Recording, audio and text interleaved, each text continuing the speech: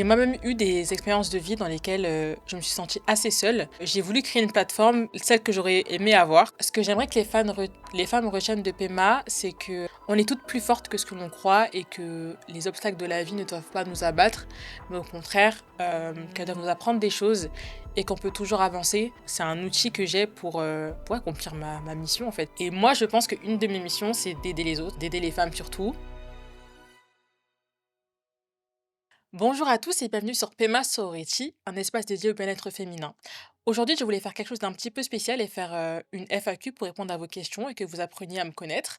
Donc, via mon compte Instagram CallMeAnanda, je vous ai demandé de me poser des questions et puis je vais y répondre tout de suite. Alors, la première question, pourquoi tu as créé Pema Sorority? Alors, il faut savoir que sorority, donc ça vient de sororité, et pema, ça vient du lingala, du verbe kopema, donc se reposer. Je voulais vraiment créer une safe place, un havre de paix pour les femmes, qu'on puisse se reposer entre nous, parler des sujets qui nous concernent. Et surtout moi, en tant que femme, en tant que jeune fille aussi, j'ai été face à des situations que vivent les femmes, l'endométriose, plein d'autres choses. Et j'aurais aimé avoir justement cette plateforme-là où je peux me sentir bien, où je peux avoir des réponses à mes questions et surtout ne pas me sentir seule et m'identifier à d'autres femmes. Alors, deuxième question qui n'a rien à voir avec PMA mais que j'ai trouvée intéressante. On m'a demandé comment tu restes positive quand tout devient lourd. Alors, il faut savoir que malgré ce qu'on peut voir sur mes vidéos, je ne suis pas toujours positive, bien au contraire. Je pense que j'ai, comme tout le monde, des moments de down et des moments où ça va moins et ce qui m'aide à rester positive, je dirais que c'est, mon entourage. C'est-à-dire que j'ai deux trois personnes dans mon cercle, qui sont toujours là pour moi et je sais que je peux aller vers ces personnes-là quand je me sens pas bien et puis aussi, je suis quelqu'un quand même qui croit en Dieu donc ce qui m'aide aussi, c'est la prière et me remettre à Dieu, en fait, pour tout ce qui ne va pas dans ma vie. Mais généralement, quand même, j'essaye de rester assez positive, parce que je me dis que je veux pas forcément dégager de la négativité et j'essaye au maximum, quand j'ai un coup de mou, que ça ne dure pas trop longtemps. En tout cas, j'essaye. Parfois, ça dure plus, mais voilà comment je fais. Hem, alors on m'a demandé: «Qu'est-ce qui t'a le plus aidé pendant les périodes de douleur?» Ce qui m'a le plus aidé pendant les périodes de douleur, je dirais que c'est, déjà avoir un petit peu une routine, notamment quand c'est lors de mes règles ou autres. Parce que bon, pour ceux qui ne savent pas, j'ai l'endométriose, donc j'ai essayé de faire une routine assez spécifique, déjà avant que mes règles arrivent pour, éviter les douleurs et un maximum me reposer, je dirais. Le yoga, ça m'aide beaucoup, les tisanes, ça m'aide beaucoup. Qu'est-ce qui m'aide beaucoup aussi? Le repos, le repos et puis aussi, je dirais que c'est tout, ouais. Hem, qu'est-ce que c'est pour toi l'amour de soi?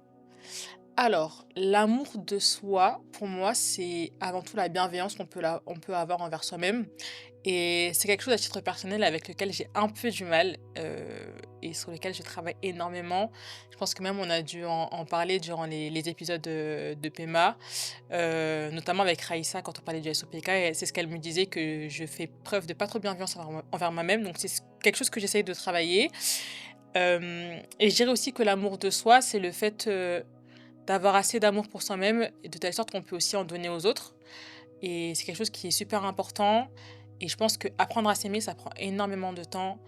Je pense que c'est même le combat d'une vie pour certains. Je pense que c'est un petit peu mon cas parce que malgré peut-être ce que je peux laisser montrer sur les réseaux ou autres, c'est quelque chose avec lequel j'ai beaucoup de mal.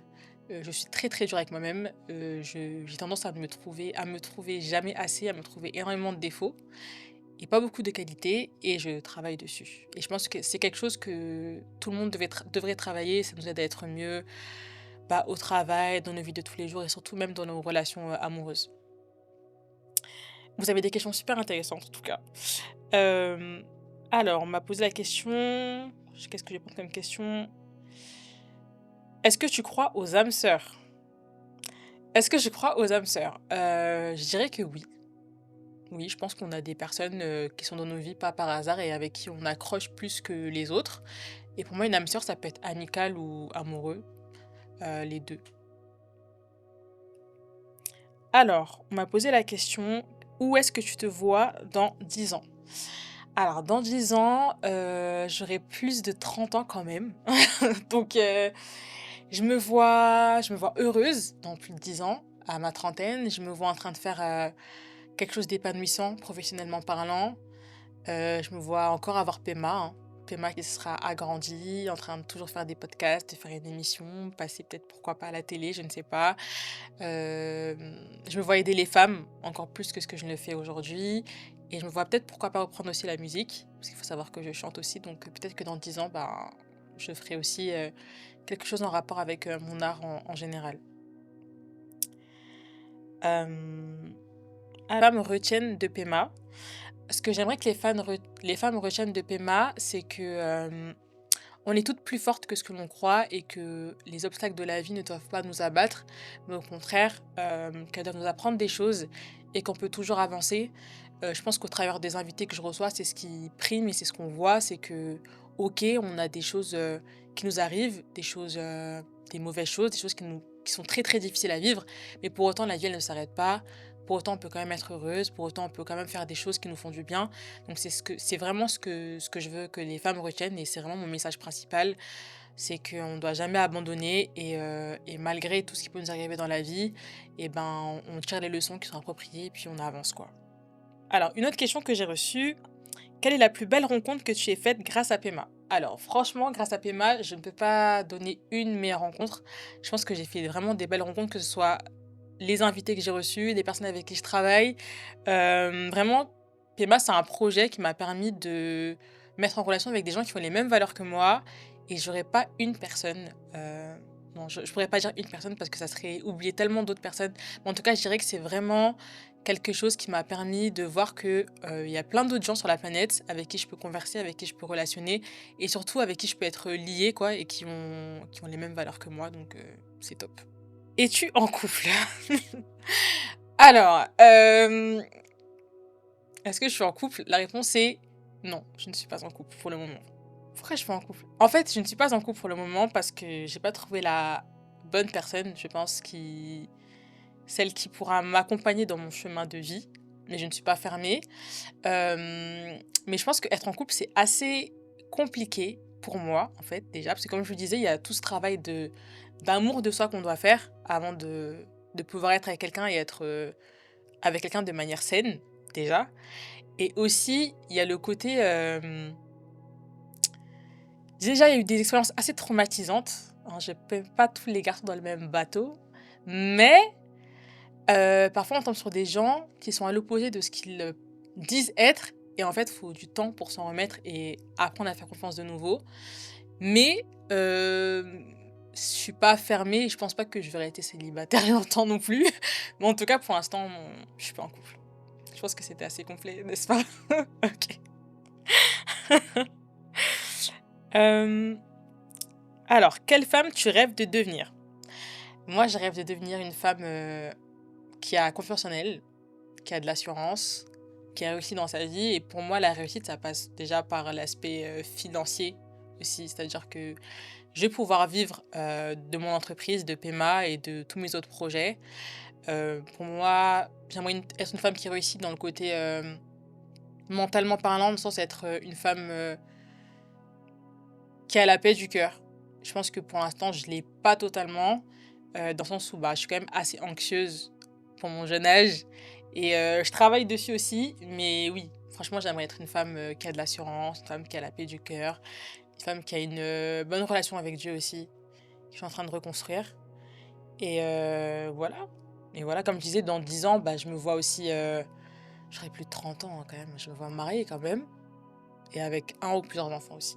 Pourquoi j'ai pas confiance en moi? Heu, bonne question. En fait, j'arrive pas à mettre le doigt dessus pour le pourquoi, mais je sais que je me trouve jamais assez bien, genre. Bizarrement, même quand je fais des choses qui sont bien et ben pour moi, c'est pas assez bien. Je ne suis jamais satisfaite de ce que je fais. Peu importe ce que les autres vont me dire, on peut me dire que oui: «Ah, ce que tu as fait, c'est bien», genre: «Tu as commencé PMA, c'est bien, tu as fait ça, c'est bien et tout». Mais moi, je suis pas satisfaite et je sais pas quand est-ce que je serai satisfaite. Donc c'est dans ce sens-là que je dis que j'ai pas confiance en moi et aussi malheureusement, je pense pas que ça que à cause à cause des réseaux plutôt, mais j'ai aussi ce côté comparaison où, j'ai tendance à regarder les autres et à me dire: «Mais en fait, toi tu fais rien, Luce, là, les autres à côté, elles font ça, elles font ça, elles font ça, et toi tu fais pas ça. Enfin, elle ou ils font ça et tout, et toi tu fais pas ça, t'es en retard, ou t'es pas assez bien. Enfin, j'ai pas, comme je disais, j'ai ce problème de bienveillance envers moi-même et j'ai pas tendance à me trouver bien. Et c'est paradoxal avec ce que je peux montrer aussi sur les réseaux, même sur ma plateforme ou même dans la vie de tous les jours, parce que je suis quand même quelqu'un qui est d'assez solaire, qui m'exprime assez bien, etc. Je dégage de la confiance, mais à l'intérieur de moi-même, je sais que je suis pas confiante. La plupart du temps, je suis troublée, je me remets beaucoup en question et voilà, je suis pas encore assez fière de moi. Mais je sais pas pourquoi exactement. Mais j'espère que ça va changer avec le temps. En tout cas, je pense que plus je vais grandir et plus je prends en maturité aussi peut-être et plus aussi je pense que je vais, me rapprocher de qui je suis vraiment, plus ça va aller mieux à ce niveau-là.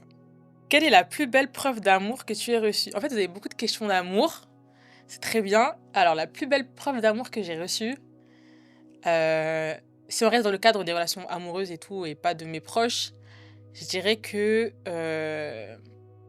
ça a été quelqu'un qui a investi dans mes projets, dans ma plateforme, dans m'aider à développer mes projets, en fait, je dirais que c'est ça. C'est-à-dire quelqu'un qui s'est intéressé à moi au-delà de ce que ça lui a apporté à lui, mais quelqu'un qui s'est vraiment dit: «Bah, je sais que lui, c'est passionné par ça, je sais qu'elle veut faire ça et donc je vais l'aider à faire ça».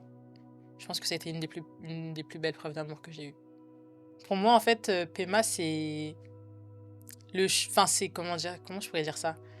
Hem C'est quelque chose qui me permet d'accomplir ma mission de vie. En fait, je pense que moi, je suis faite pour aider les autres et aider les femmes et je suis persuadée que ce par quoi je suis passée, en fait, c'est juste que je devais passer par là pour aider les autres et PMA, pour moi, c'est un moyen de le faire. C'est-à-dire qu'aujourd'hui, bah, par exemple, j'ai eu l'endométriose et ben, aujourd'hui, j'aide des femmes qui ont l'endométriose. Par exemple, quand j'ai reçu Raïssa, on a parlé du SOPK. Il y a certaines choses dans lesquelles je me suis retrouvée et je sais que d'autres personnes, d'autres femmes qui ont le SOPK, elles peuvent se retrouver, à travers Raïssa et donc vraiment PMA pour moi c'est un moyen, c'est un outil que j'ai pour accomplir ma mission en fait. Je suis persuadée que chaque personne a une mission sur la terre, enfin une ou plusieurs et moi je pense qu'une de mes missions c'est d'aider les autres, enfin d'aider les femmes surtout et je me suis longtemps posé la question de comment j'allais faire ça et pour moi PMA, bah, c'est l'outil parfait. Donc c'est vraiment quelque chose qui me tient à cœur, au-delà même de l'émission en fait et ça prendra plusieurs formes. Pour l'instant, il y a l'émission, il y a la plateforme, mais PMA, c'est quelque chose de grand en fait et dans 10 ans, 15, 20 ans, je vais être encore plus grand que ça. Comment j'ai pu trouver le positif dans mon négatif? C'est une question compliquée, c'est une question profonde, hein. En vrai, je dirais que déjà, ça a été, travailler mon mental.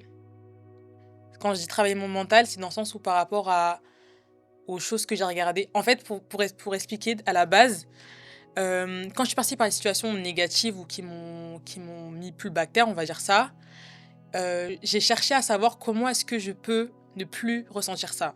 Et donc, comment j'ai pu aller mieux, c'est en recherchant des choses, notamment des contenus.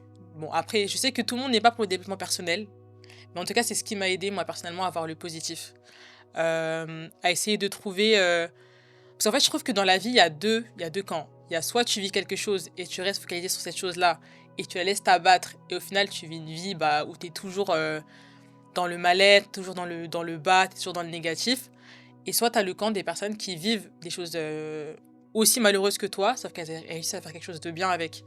Et donc, je me suis dit, moi, je vais être dans ce camp-là. Je vais être dans le camp des personnes qui, pas qui vont mieux, mais en tout cas qui malgré ce qu'elles ont vécu, en fait, elles dégagent quelque chose de positif.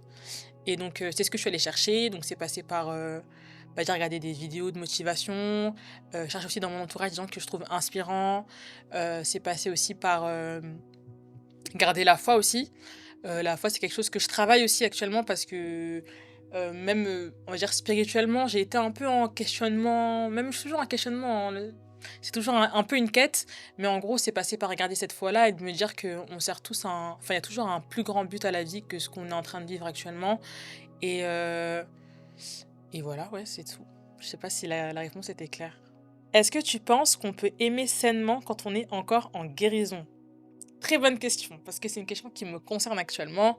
Je ne sais, la réponse, c'est je ne sais pas. Je ne sais pas, parce que moi, personnellement, Je suis dans un moment où je me dis, parfois je me dis: «Oui, voilà, je suis en train de guérir, mais c'est pas pour autant que je dois pas être en couple ou me mettre en relation». Et par moments, je me dis: «Ben, je préfère d'abord guérir et ensuite me mettre dans une relation».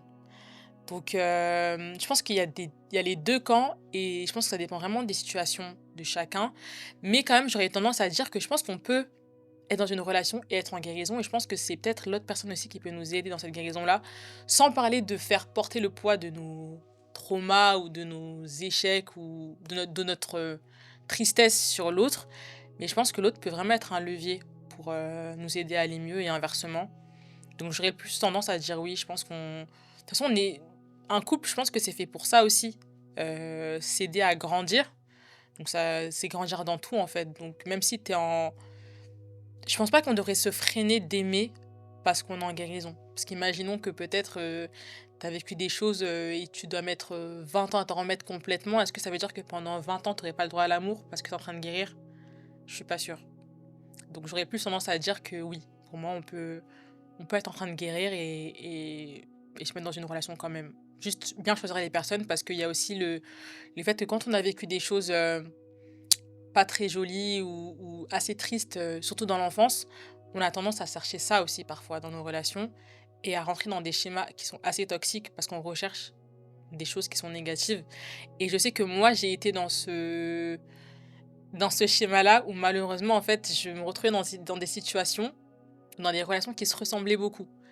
Et je me disais: «Mais comment ça se fait qu'elles se ressemblent beaucoup ces relations?» Et sans me rendre compte qu'en fait, c'était moi qui tout le temps choisissais les mêmes personnes ou les mêmes schémas répétitifs parce que j'avais vécu certaines choses qui faisaient que, inconsciemment, j'étais attirée par ce type de personnes-là et pas les types de personnes qui pourraient me correspondre. Enfin, en tout cas, qui pourraient ne pas me faire autant de «mal» entre guillemets. Voilà ma réponse. Une question que j'ai eue, c'est: «Qu'est-ce qui te rend fière aujourd'hui?» Ce qui me rend fière aujourd'hui, heu, je dirais je suis quelqu'un qui va à la poursuite de ses rêves. C'est-à-dire qu'aujourd'hui, bah, j'ai décidé de créer PEMA alors que je suis assez timide à la base, même si ça se voit pas encore une fois, hem et que je pense pas que c'est quelque chose que je me sentais capable de faire honnêtement et je suis fière de moi d'avoir mis au moins le 1er pied, dans ce que je rêve de faire en fait, donc je suis fière de moi pour ça. Je suis fière de m'être lancée, je suis fière de la personne que je suis en train de devenir aussi et je suis fière aussi des relations que je suis en train de nouer, quand je parle de relations, c'est pas forcément, amoureuse, pas du tout, c'est vraiment les personnes qui m'entourent, que ce soit, amicalement ou professionnellement. Je pense que j'essaie au maximum de partager des choses positives et on me le rend aussi bien. Donc je suis fière de tout ça et puis, ouais, c'est tout ce dont je suis fière. Beh, c'est déjà pas mal de choses. En tout cas, je suis vraiment fière de ce que je suis en train de construire et d'avoir eu le courage de le faire. Alors que je pense que, si j'avais écouté peut-être mon entourage, je l'aurais pas fait, parce qu'on a tendance à vouloir, rentrer les gens dans des cases, à se dire: «Voilà, par exemple, tu as fini ton master et tout, faut que tu fasses ça, faut que tu fasses ça, faut que tu fasses ça». Et moi, je suis fière de pas avoir écouté totalement et de suivre ma propre voie, même si, comme j'ai dit, je doute quand même pas mal de moi-même, de manière générale. Mais le fait que j'ai quand même, malgré les doutes, malgré l'anxiété, malgré tout ça, réussi à me dire: «Non, tu vas le faire», et ben, pour ça, je suis fière de moi. Quelle place la foi ou la spiritualité a-t-elle dans ta vie? Alors, faut savoir que la foi et la spiritualité, c'est quelque chose qui a toujours fait partie de ma vie. J'ai toujours cru en Dieu, ça depuis que je suis enfant, j'ai jamais vraiment douté de l'existence de Dieu, mais c'est plus, de la religion à laquelle je pense appartenir, où j'ai eu des doutes. C'est-à-dire que dans l'enfance, bah, je suis née dans une famille, on va dire, un côté athée et un côté chrétien catholique et j'étais plus, chrétienne, juste chrétienne, pas forcément catholique, mais chrétienne.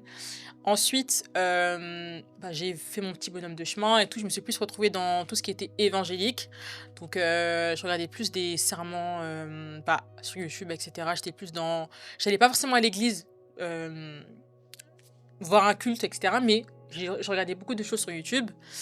Ensuite, j'ai eu, on va dire, un gros événement qui a fait que j'ai totalement perdu la foi. Je dirais pas que j'ai perdu la foi, mais j'étais en colère contre Dieu, en fait, je le voyais comme ça. Je me disais que, ben, la question que enfin, la chose que tout le monde se dit, c'est-à-dire que, bah, si Dieu il existe, pourquoi est-ce que moi je vis tout ça?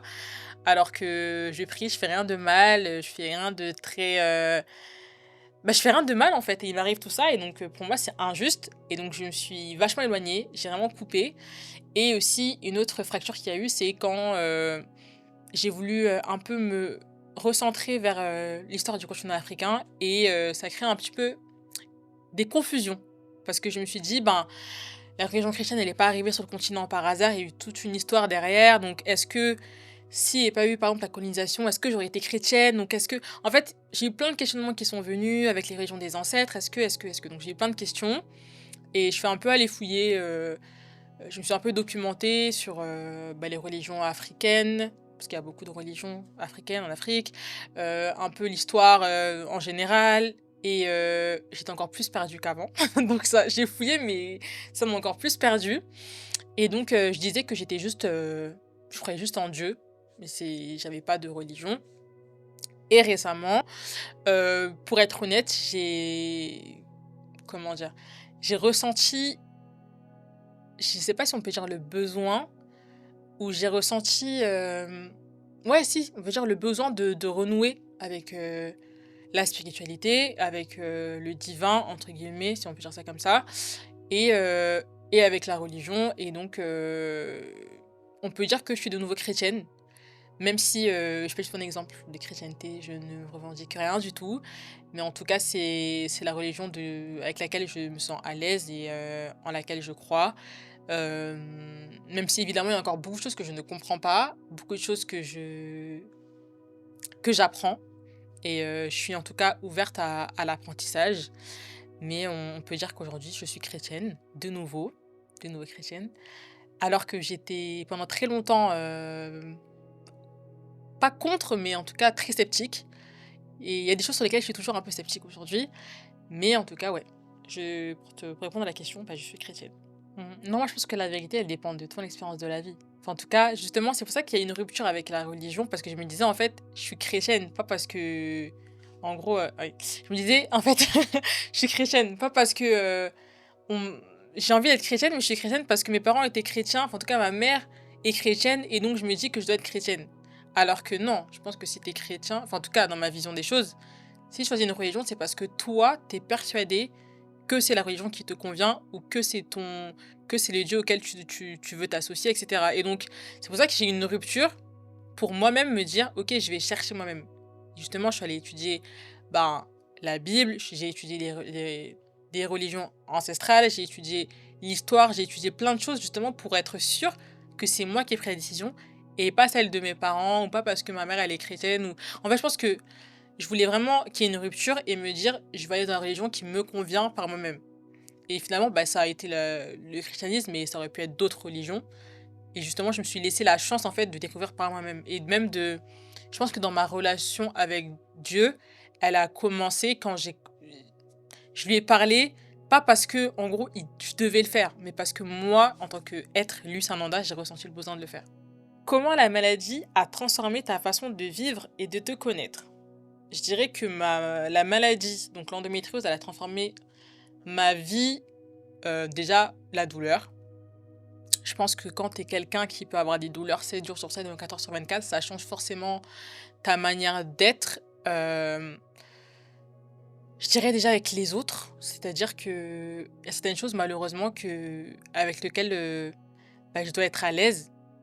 C'est-à-dire pouvoir expliquer à mes proches quand j'ai mal ou situation qui m'arrive, bah, là je suis encore à l'école et parfois, ben, je vais pas aller en cours, je vais louper quelques heures et quand ça arrive une fois, on va se dire: «Bon, bah, elle est peut-être malade» et quand ça arrive 2, 3, 4, 5, 6 fois, hem, avec des semaines qui se rapprochent, ben, je dois expliquer pourquoi je suis malade et c'est quelque chose qui touche un peu à l'intime parce qu'une fois que tu dis que tu as l'endométriose, je sais que les gens vont chercher, les gens vont voir et tout et du coup, les gens savent déjà que tu as ça alors que c'est pas quelque chose que enfin, autant là, sur mes réseaux et pour ma plateforme, j'en parle parce que c'est nécessaire, autant dans la vie de tous les jours, je me dis pas: «Hey, je m'appelle Lucinda, j'ai l'endométriose». Mais pourtant, c'est des choses, bah, j'ai pas le choix, je suis obligée de le faire parce que, bah, je suis pas là. Donc les gens s'inquiètent, donc je dois leur dire pourquoi. Donc déjà ça a changé mon rapport avec les autres et aussi avec moi-même, je dirais, dans ma vie, Comme je disais, apprendre à être bienveillante envers moi-même, c'est-à-dire que comprendre que parfois ce n'est pas de ma propre volonté que je ne fais pas les choses. Exemple, voilà, 2e jour de règles, je suis vraiment pas bien, je peux rien faire, et ben, faut que j'apprenne à me dire: «Bah, OK, Luce, là, tu ne peux vraiment pas le faire. C'est pas de ta faute, c'est pas de ton fait, c'est pas que n'es pas capable, c'est pas que tu n'es pas assez bien, c'est pas que tu veux pas le faire, et cetera. C'est juste que tu ne peux pas physiquement et il faut que tu l'acceptes» et c'est quelque chose avec lequel j'ai du mal à accepter que je ne peux pas faire les choses et c'est quelque chose pour lequel je culpabilise énormément jusqu'aujourd'hui. Ben, on en parlait avec dans l'épisode de Raïssa, par exemple, avec le sport. Je ne peux pas faire, du sport comme je le voudrais parce que, bah, j'ai de la fatigue chronique, ce qui fait que je suis fatiguée super, rapidement, je peux pas faire des séances super intenses, enfin, il y a des choses que je ne peux tout simplement pas faire et c'est quelque chose qui me peine quand même et qu'encore j'ai du mal à accepter parce que déjà, bah, j'ai des objectifs physiques, on va dire, j'aimerais bien être comme ci, comme ça et je me dirais: «Bah, pour que je sois comme ça, il faut que je fasse tant de séances par semaine que je ne peux pas faire». Donc faut apprendre, faut accepter que c'est la réalité dans laquelle je vis, mais c'est assez compliqué. Donc je pense que ça a changé ces 2 choses dans ma vie. Donc il y a la douleur, le rapport avec les autres et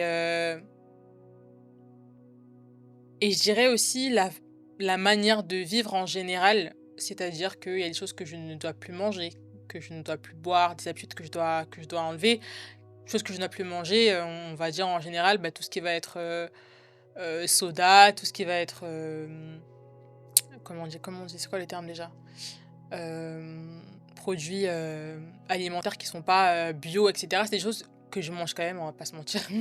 J'ai fait quand même quelques écarts, mais c'est des choses que je ne devrais pas manger. Donc dans ce cas-là, ça a vraiment beaucoup changé, mon quotidien. En tout cas, quand je mange quelque chose, avant je ne regardais pas du tout ce que je mangeais, il suffisait que ça me plaise pour que je mange et maintenant je suis un peu plus consciencieuse sur ça. Même si quand même, il y a quand même enfin, je vais pas mentir ici, il y a quand même des choses que je mange ou que je vois que je devrais pas manger ou boire, mais je les fais quand même. Mais disons que j'ai un peu plus de réserve et je regarde un peu plus en général ce que je mange. Est-ce que ça t'impressionne parfois de voir l'impact que tu pourrais avoir sur autant de femmes? Est-ce que ça te met la pression de savoir que beaucoup de femmes te prennent en exemple? Pourrait. Est-ce que ça te met la pression de savoir que beaucoup de femmes pourraient te prendre en exemple? C'est ça? Je relis la question? Ouais. Je vais changer. Alors, comme question, est-ce que ça te met la pression de savoir que beaucoup de femmes pourraient te prendre en exemple? Honnêtement, oui, ça me met la pression parce que d'un côté, c'est le but, mais d'un côté, c'est pas le but. Je m'explique, je veux qu'au travers de PEMA, les filles aient des valeurs, des messages, c'est-à-dire tels que la résilience, ne jamais abandonner malgré les épreuves, mais je ne veux pas qu'on me prenne moi, Luce Ananda, comme un exemple parce que je ne suis pas un exemple. Je pense que j'ai des choses à partager, mais que j'ai quand même aussi beaucoup de défauts et il y a pas tout qui est à apprendre chez moi. Il faut pas tout ce que je ne suis n'est pas bon à prendre, et c'est vraiment quelque chose qui me fait assez peur, même pour être honnête, être sur les réseaux, parler de ma vie là comme je suis en train de le faire, c'est pas quelque chose avec lequel je suis à l'aise, mais je sais que c'est nécessaire et donc je me dis que si c'est nécessaire, faut le faire, faut pas trop réfléchir. Même quand j'ai lancé PEMA et mon émission et voir que les gens me regardent en 4K sur YouTube, c'est assez déstabilisant mais je me dis qu'en fait, c'est nécessaire par rapport à ce dont j'ai parlé, le fait que c'est ma mission de vie, que je sais que je suis faite pour ça et il y a des choses qu'on aime, il y a des choses qu'on aime moins et même si, je stresse à l'idée que les gens me voient et ben c'est nécessaire donc je le fais et par rapport au fait que les gens me prennent en exemple, c'est pas vraiment quelque chose que j'ai envie. Heu, pour être honnête, je veux vraiment juste qu'on prenne le bon, mais en tout cas, je ne suis pas un exemple de quoi que ce soit. C'est juste, j'ai certaines, je pense que par rapport à ce que j'ai pu vivre dans la vie, j'ai certaines, clés ou alors je suis passée par certaines choses et j'en ai tiré des leçons que je peux partager et donc ça, je suis vraiment contente quand on les prend ou même quand je reçois des messages de retour par rapport à mes vidéos, par rapport à ce que je peux mettre sur mes réseaux et cetera. Ça me fait super plaisir. Mais je pense pas que ce que je suis de manière globale est un exemple à prendre. Parce que bon, voilà, personne n'est parfait, quoi. Alors, comment j'ai découvert que PMA était ma mission de vie? C'est ça? Heu, bonne question, bonne question. En fait, comment j'ai découvert ça? Je pense qu'on a tous des choses qui nous attirent dans la vie et des personnes peut-être qui nous touchent plus que d'autres. Quand je parle des personnes, je pense à des personnalités publiques. Et moi, je sais qu'il y a des femmes qui m'inspirent. Je dirais Michelle Obama, je dirais Viola Davis, je dirais Oprah, euh, et plein d'autres personnes, hein, hommes ou femmes, qui m'inspirent. Et déjà, j'avais ce truc de, bah, je voudrais être comme ces personnes-là. Je voudrais être quelqu'un qui inspire, je voudrais être quelqu'un qui est une figure de quelque chose. Je veux pas. Moi, j'ai une hantise dans ma vie. Ma hantise, c'est d'être genre à 80 ans, dans mon lit, ou même avant, on sait pas.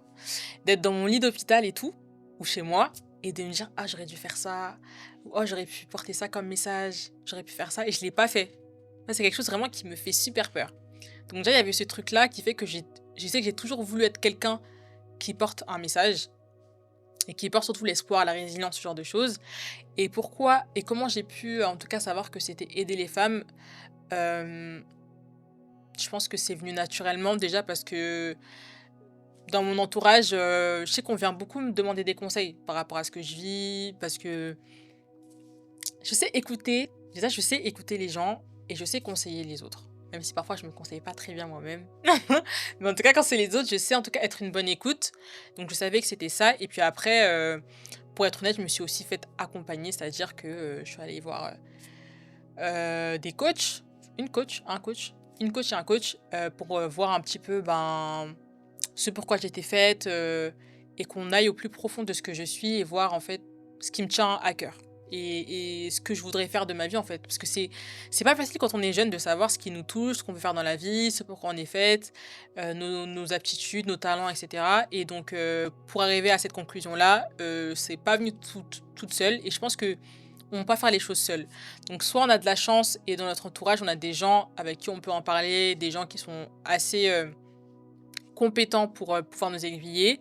Soit si c'est pas le cas, en tout cas, je pense qu'on ne devrait pas avoir honte d'aller voir des professionnels, donc que ce soit des coachs ou autres pour nous aider. Donc moi, ça a été mon cas.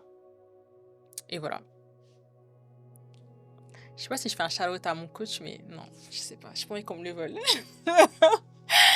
Donc je vais pas le dire. En tout cas, je sais qu'il va regarder la vidéo, donc coucou.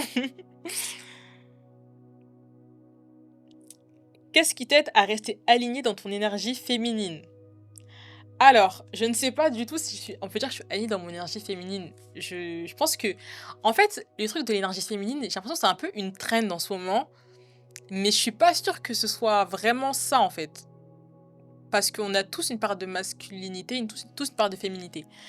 Donc, est-ce que je peux dire que je suis alignée dans mon énergie féminine? Je ne sais pas. Je pense que je suis assez féminine, oui, mais je trouve que quand même sur certains points, je suis assez, pas physiquement, hein, mais je trouve que dans ma façon de réfléchir, malheureusement, ou de faire les choses, parfois je suis plus masculine que féminine. Et je pense que justement, des fois, ça me pose des problèmes, notamment dans mes relations, parce que je pense que parfois je manque en fait de ce côté, enfin, en tout cas de ce qu'on attribue vachement aux femmes. Donc je sais pas, enfin, je pense pas être alignée, forcément. Je pense que je suis. Déjà, j'essaie d'être alignée avec moi-même. Mais est-ce que c'est féminin ou masculin? Je ne sais pas. Qu'est-ce que tu aimerais dire à toutes les femmes qui se cherchent encore? J'aimerais leur dire que c'est normal de se chercher et que tout le monde se cherche en vrai. Et de pas être complexé parce qu'on se cherche. Je pense que même à 40, 50 ans, même quand on regarde les interviews de personnes qui nous parlent et qui sont plus âgées, eh ben, elles se cherchent encore. Je pense que justement, faut pas complexer sur ça et accepter qu'on se pose des questions et se dire que c'est bien de se poser des questions. C'est bien d'aller le plus profond de soi, d'essayer de savoir ce qu'on n'aime pas. Et la personne qu'on est aujourd'hui, elle sera pas la même que. Enfin, on sera pas les mêmes que dans 5 ans, donc c'est normal. Et surtout, comme je l'ai dit précédemment, ne pas hésiter à aller voir des personnes qui sont qualifiées pour nous aider, que ce soit mentalement, spirituellement, professionnellement. Enfin, je pense qu'on a tous et toutes besoin d'aide des autres et je pense qu'on n'a pas toutes les réponses et toute la science infuse. Et justement, je pense que les gens qui n'évoluent pas, c'est les gens qui restent persuadés qu'ils ont toutes les réponses à tout, alors que c'est pas le cas. Donc c'est bien d'aller voir les autres, que ce soit notre entourage, notre famille. Enfin moi je sais que par exemple que j'ai dans ma famille des personnes que je peux aller voir quand j'ai certaines questions parce que je sais qu'ils vont avoir les réponses. Ou en tout cas qu'ils ont un début de réponse et qu'ils sont qualifiés pour répondre à mes questions. Et quand c'est pas les gens de ma famille, ça peut être des professionnels. Il faut pas hésiter à aller voir aussi parce que je pense qu'il y a un peu ce complexe où je sais pas, c'est venu. enfin, en tout cas, je sais que ça peut être vu bizarre, bizarrement, de payer pour ça. Mais pour moi, je pense que parfois c'est nécessaire. Par exemple, même des gens qui veulent, qui ont une entreprise qui est déjà bien avancée, mais qui veulent passer à un autre niveau, eh ben, ils payent des coachs, par exemple, pour les aider. Et je trouve que c'est bien. Enfin, je vois pas de mal à ça. Si les coachs sont vraiment, comment dire, pros et sont qualifiés, eh ben, ça peut être que bénéfique. Alors oui, certes, ça va demander un investissement, mais j'ai envie de dire, on n'a rien sans rien. Et c'est quelque chose aussi qui est important pour moi, c'est le fait, et j'ai compris, quelque chose que j'ai compris, je pense, très jeune, c'est le fait d'investir sur soi-même. C'est-à-dire investir sur son éducation, investir sur ce qu'on veut être et ce qu'on veut faire. Et je sais que même, par exemple, là, j'ai dit que j'ai un coach, il y en a qui vont me voir bizarre. Ils vont me dire, mais pourquoi elle a un coach, ça lui sert à quoi?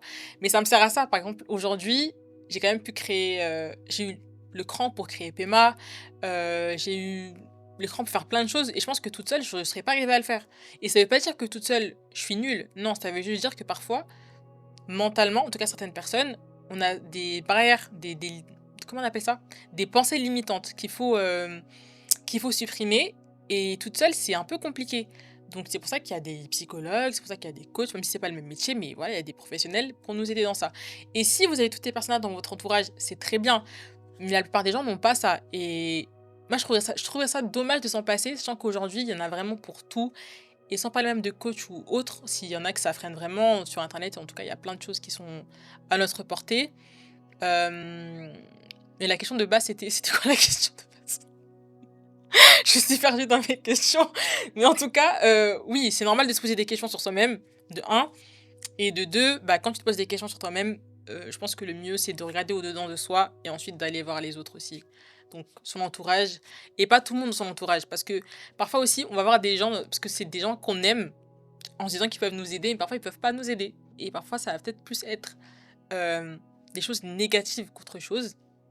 Donc je pense qu'il faut savoir à qui poser les bonnes questions, mais c'est nécessaire de pas, en tout cas je pense, hein, vraiment je suis persuadée qu'il ne faut pas rester fermé et ne pas rester replié sur soi parce que c'est la meilleure manière de ne jamais évoluer. Et je pense qu'on peut apprendre de tout le monde.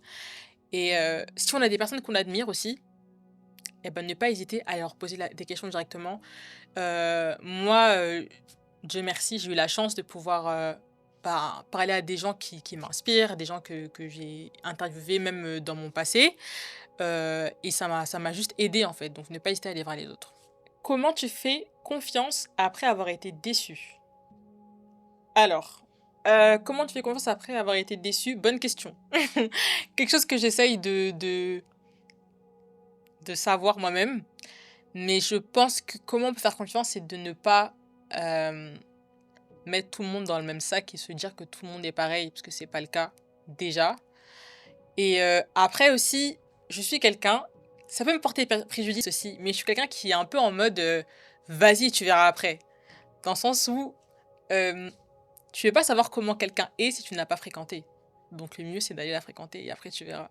Donc généralement, je ne reste pas sur des déceptions parce que je me dis que personne n'est pareil et je me dis qui verra, verra.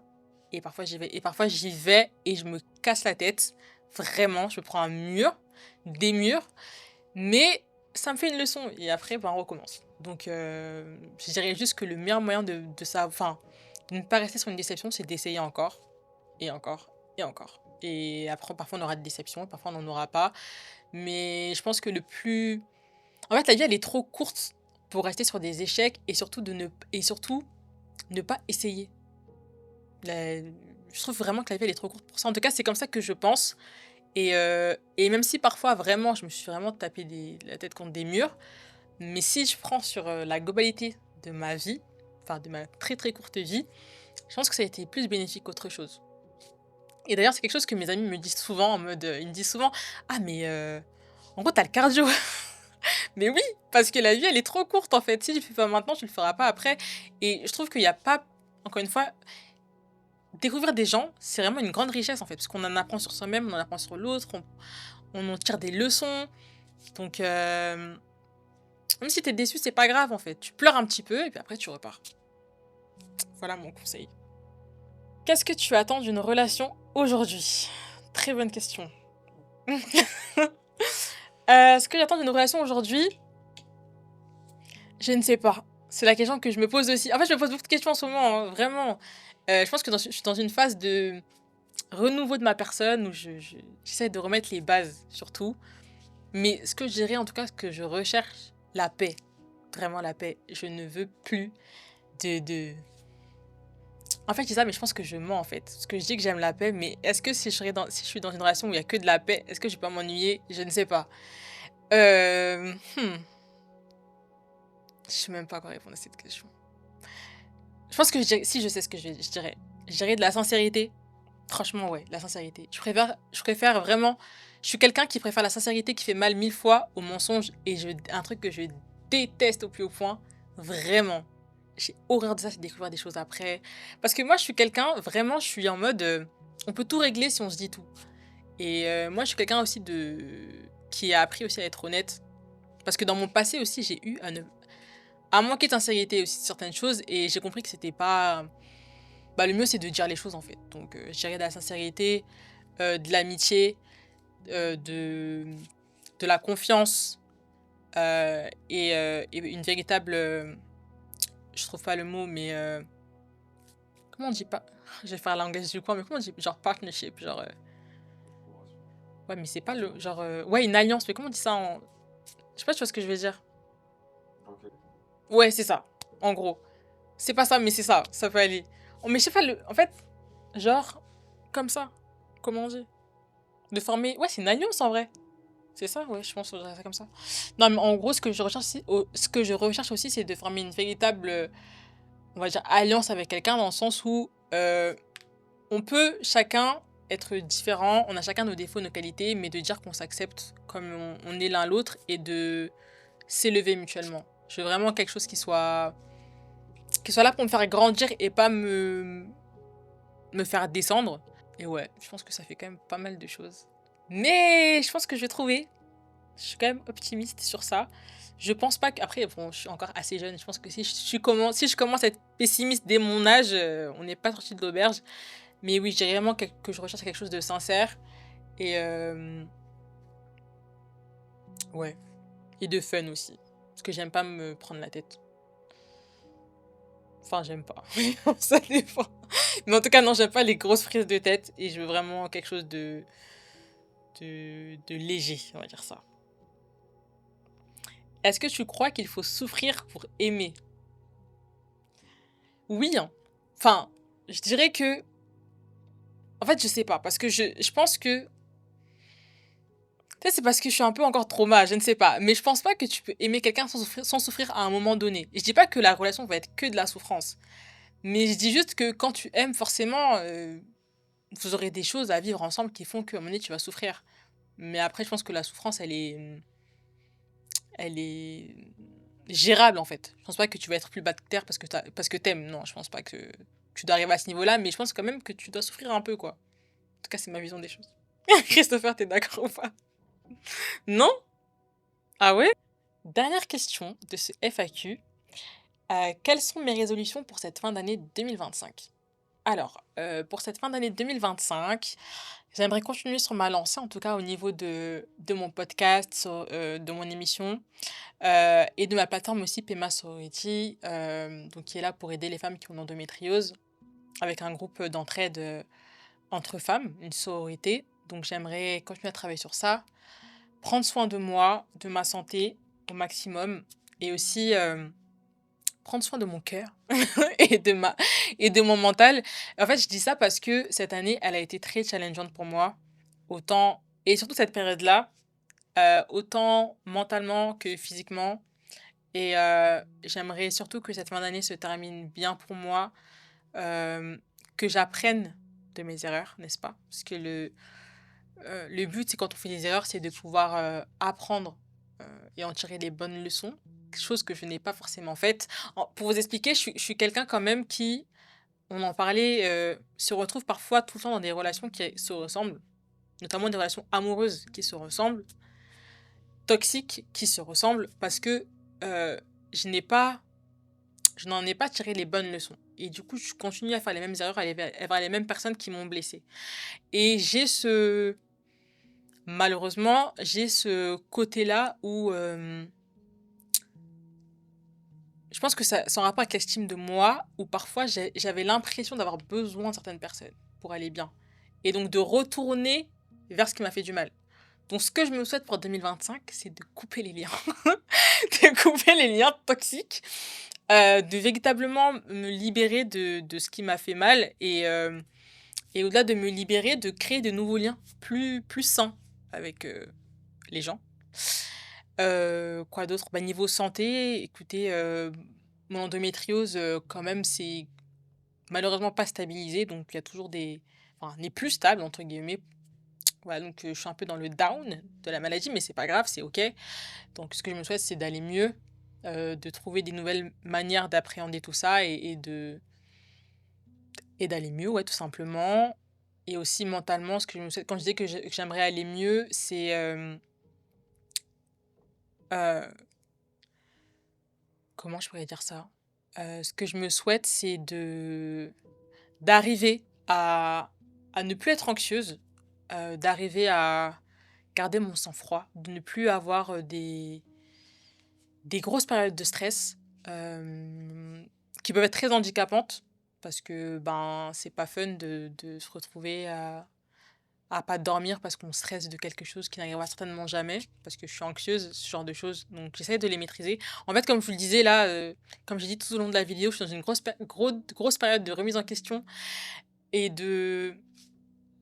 d'apprentissage de nouvelles choses, de nouvelles manières de faire plus saines, et heu et voilà, donc je me souhaite de continuer sur cette lancée-là, d'aller mieux et de prendre soin de moi et voilà, que du positif et à Pema Sorority, je souhaite encore plus d'invités intéressants, de continuer à vous inspirer un maximum et bah, de continuer à avoir des retours positifs et j'espère vraiment, vraiment, vraiment que, ben, au travers de Pema, je remplirai, ma mission de vie qui est de vous aider vous, de pouvoir, bah, vous réconforter et que à travers chaque épisode, vous vous disiez: «Ah, bah, en fait, je suis pas seule, il y a Lucinda qui a vécu ça, il y a l'invité qui a vécu ça» et de continuer à avancer et il y a plein, plein, plein de choses intéressantes qui vont arriver aussi avec Pema, donc j'ai hâte de vous les partager. J'espère aussi que vous aurez apprécié, bah, découvrir un peu, qui je suis, en dehors de l'animation que je fais avec, les invités. Si vous souhaitez me suivre, n'hésitez pas à me suivre, bah, sur Instagram, Call Me Ananda, sur TikTok, Pema Sorority et sur YouTube. Bisous, bye!